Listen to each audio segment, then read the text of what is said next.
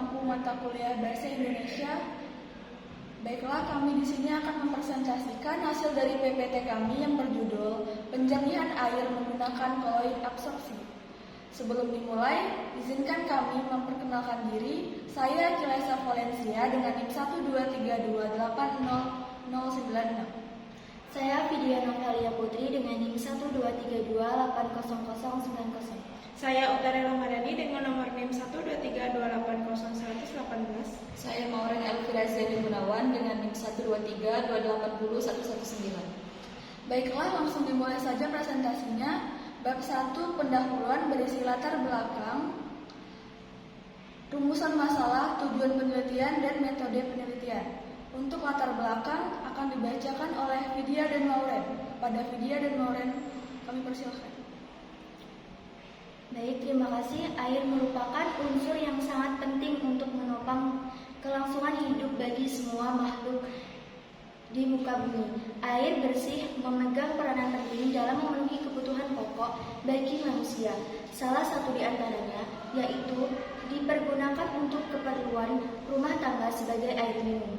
Di Indonesia sendiri, sumber air bersih dapat diperoleh dengan berbagai macam cara, tergantung kondisi geografisnya.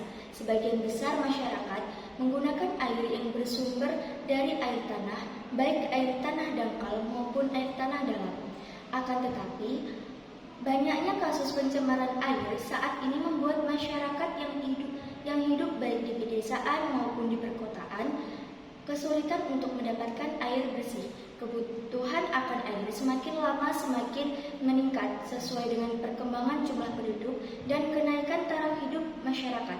Air yang bersih dan sehat merupakan kualifikasi yang sangat diperlukan untuk pemenuhan kebutuhan air minum.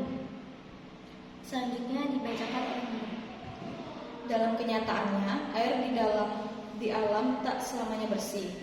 Yang pernah bersih pun meski hari makin terkena polusi dan kontaminasi. Sering pula kita menjumpai bahwa kualitas air tanah yang digunakan masyarakat kurang memenuhi syarat sebagai air bersih yang sehat. Tentunya, hal ini menimbulkan gangguan kesehatan karena munculnya berbagai penyakit yang berhubungan langsung dengan air. Di sisi lain, pencemaran air di masyarakat pun makin meluas dan maraknya berbagai kasus kecurangan air minum, isi ulang yang sangat tidak memperhatikan kualitas airnya. Dapat dikatakan bahwa air yang kondisi fisiknya jernih, tidak berasa dan tidak berbau, tidaklah cukup digunakan sebagai indikator bahwa air tersebut telah aman untuk dikonsumsi. Dikarenakan kondisi tersebut belum dapat mewakili kandungan parameter kimia dan mikrobiologi. Persyaratan kualitas air minum berdasarkan Peraturan Menteri Kesehatan RI Nomor 462 Menkesper 4 2010 tentang syarat-syarat dan pengawasan kualitas air minum. Pada lampiran 1, persyaratan kualitas air minum adalah harus memenuhi persyaratan mikrobiologi, persyaratan kimia, persyaratan fisik, dan persyaratan radioaktivitas. Penelitian ini mengambil sampel air dari kantor Lembaga Pengembangan dan Penjaminan Mutu Pendidikan Institut Teknologi Sumatera atau LTPMB. Terima kasih kepada Maureen dan Vidya. Selanjutnya rumusan masalah beserta tujuan penelitian akan dibacakan oleh Utari. Kepada Utari kami persilahkan. Pada rumusan masalah ini kita membahas bagaimana cara penjernihan air menggunakan koloid adsorpsi dan apakah penggunaan koloid adsorpsi efektif dalam kehidupan sehari-hari. Sedangkan tujuan penelitiannya yaitu untuk mengetahui bagaimana memperoleh air bersih dari penjernihan air sederhana dan untuk mengetahui hubungan penjernihan air sederhana dengan sistem koloid. Saya kembalikan ke pilihan. Terima kasih kepada Utari. Selanjutnya metode penelitian yang akan dibacakan oleh saya sendiri.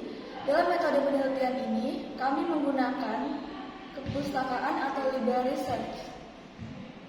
Metode penelitian ini merupakan penelitian yang menggunakan cara untuk mendapatkan data informasi dengan menempatkan fasilitas yang ada di perpustakaan seperti buku, majalah, dokumen, serta jurnal. Selanjutnya masuk ke bab 2, yaitu landasan teori yang berisikan suspensi larutan dan koloid, penjernihan air, pengertian dan definisi absorpsi, proses percobaan, langkah-langkah kerja, yang akan pada suspensi larutan dan koloid akan dibacakan oleh Vidya.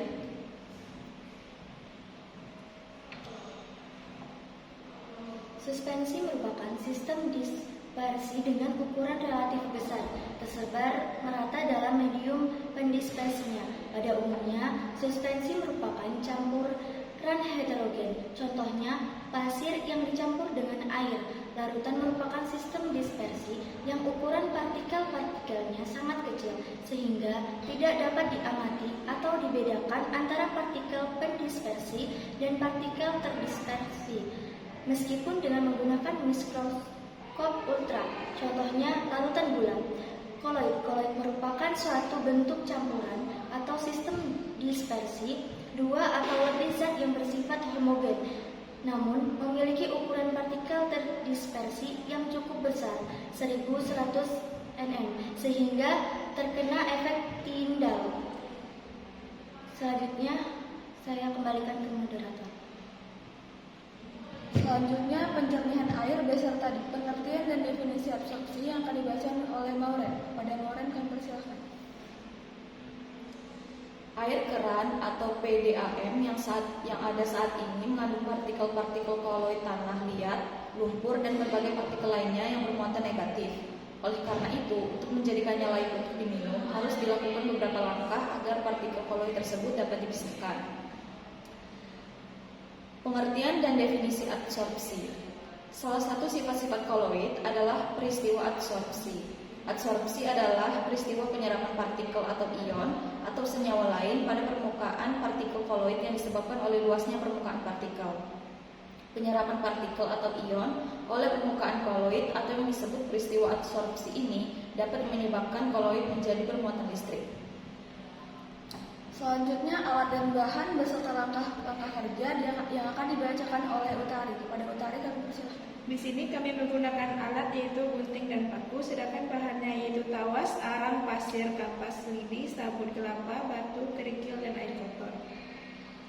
Sedangkan langkah kerjanya yaitu yang pertama menyiapkan alat dan bahan yang diperlukan, yang kedua memotong dasar botol air mineral bekas sekitar 2 cm dari dasar botol agar berlubang. 3. Memberi lubang pada tutup botol sebagai jalan keluarnya air.